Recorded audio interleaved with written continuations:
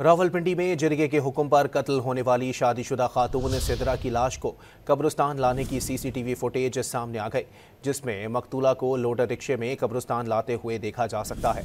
बारिश के बाइस मकतूला की लाश के ऊपर सुर्ख तरपाल ढांपा गया था।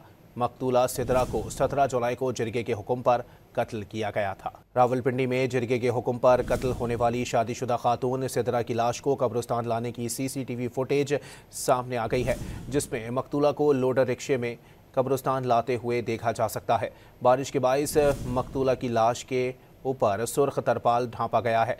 मकतूला सिदरा को 17 जुलाई को जिरगे के हुक्म पर कत्ल किया गया। रावलपिंडी में जिरगे के हुक्म पर कत्ल होने वाली शादीशुदा खातून सिदरा की लाश को कब्रिस्तान लाने की सीसीटीवी फुटेज सामने आ गई, जिसमें मकतूला को लोडर रिक्शे में कब्रिस्तान लाते हुए देखा जा सकता है। बारिश के बाइस मकतूला की लाश के ऊपर सुर्ख तरपाल ढांपा गया था।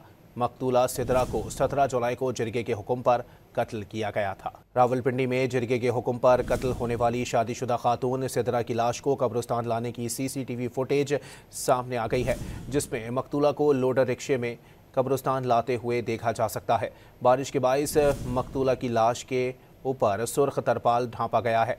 मकतूला सिदरा को 17 जुलाई को जिरगे के हुक्म पर कत्ल किया गया।